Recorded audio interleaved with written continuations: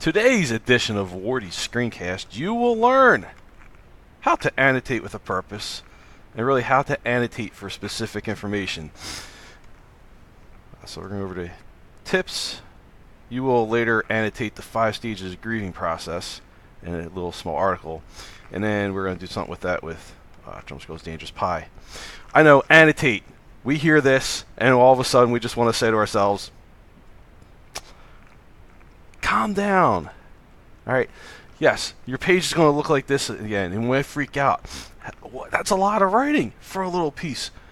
And yes, this is a little poem, and that almost as much writing as what's in the poem, but how many times do we read something we just don't really understand what's happening, or don't have what we need at the end information-wise to complete our task? Annotating helps. So just chillax. Just chill. Annotating is good. It's cool, man. It's positive. The bottom line is it does help you succeed in a lot of different things. It saves you time later when you're searching for evidence. You have to answer a prompt. You're timed. You've already read the text.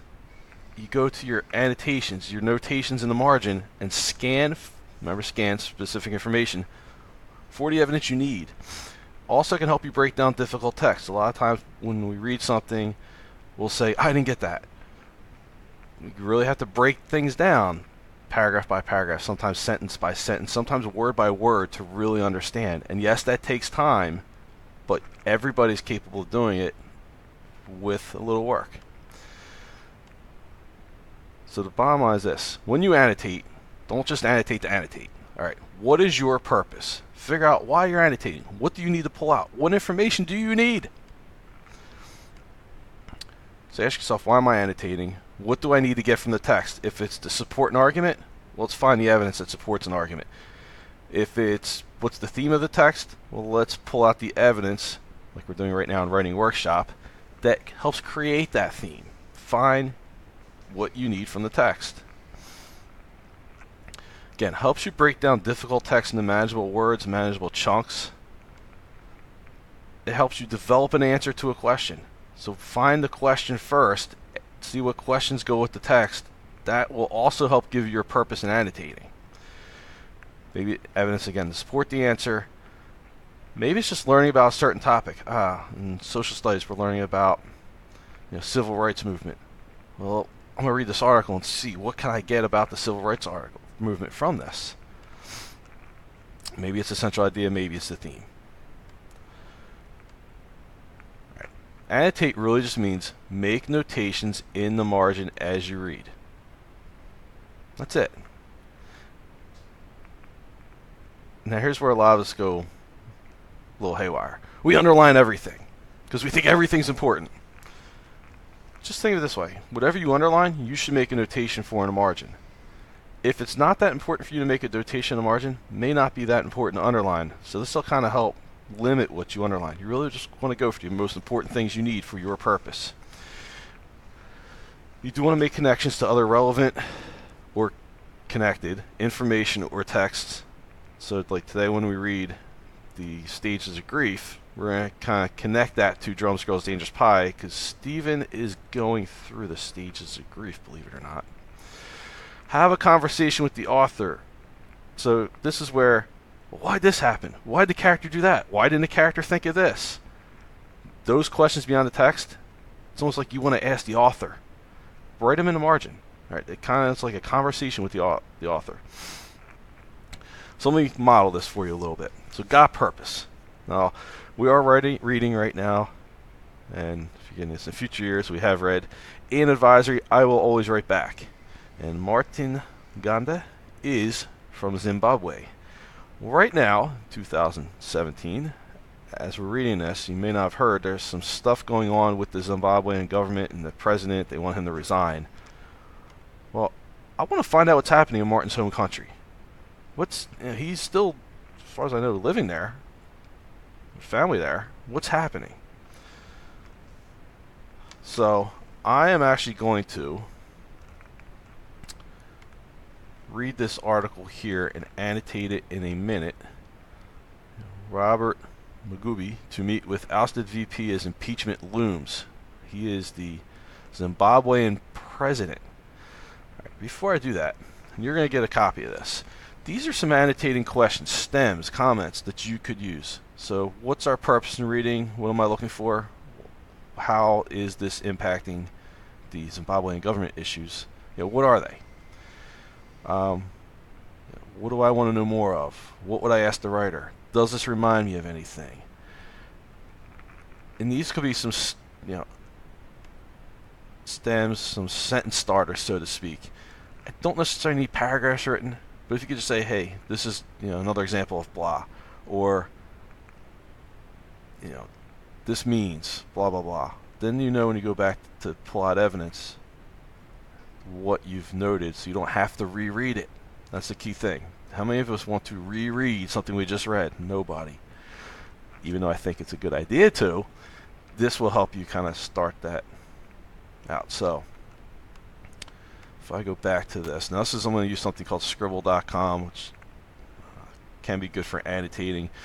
You're going to annotate on paper for now, but whatever I highlight kind of would be what you would underline, and then I can make comments using this right here. So Zimbabwean President Robert Mugabe has agreed to direct talks with former vice president he recently fired, the country's military chief said Monday. Emerson Mnangagwa has been out of the country since Mugabe ousted him earlier this month. His ousted triggered political crisis amid repeated calls for Mugabe to step down. This is where the problem started. So I just underline this. So the political problem started when Prez ousted his VP. Now, anytime I go back on this program, I can do this. Now I have a notation over there. All right, let me continue on. And honestly, before I read this article, I'm doing this live, on screencast. I did not know what the problem was, so this is actually kind of good for me. So Zimbabwe's. Let me go back over. No, it's not going to let me. All right, Zimbabwe's military has agreed with Mugabe on a roadmap. Oh wait, I went way down here. No. Yes, has agreed with Mugabe on a roadmap on a prevailing situation in the country. General Constantino Chiwenga told reporters he will soon be returning to Zimbabwe to meet with the veteran leader. The nation will be advised on the outcome of the talks between the two.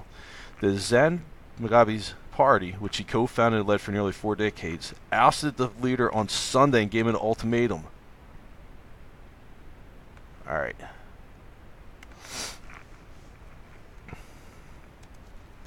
Prez's own party wants him impeached. Man, that's crazy. Like the Republicans saying they want Trump ousted, or the Democrats earlier saying they wanted Obama ousted. It's just something that doesn't happen. So Mugabe has refused to answer repeated calls to step down after effectively being stripped of his powers. A source told CNN that he had agreed to terms for his resignation in talks with military leaders who would seize control in the country, and that a letter had been drafted, but the midday deadline for resignation passed Monday with no word from the defiant leader. I have a question here. Why is he being defiant?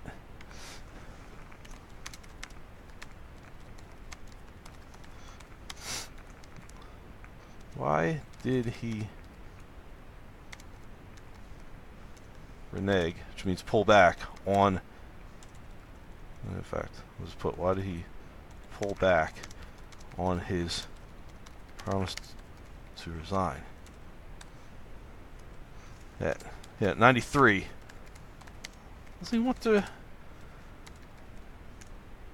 enjoy retirement? I would want to enjoy retirement. We'll continue. All right, so his next move. If an impeachment vote goes to Parliament, it would almost certainly pass, as the Zanfu PF dominates the National Assembly. The main opposition movement for democratic change plans to meet on Tuesday to decide whether to support the motion. He is running out of cards to play and has few political allies left. Again, why is he fighting this? when he has no supporters. All right, and again, this question also will also point out the fact that he has no supporters left.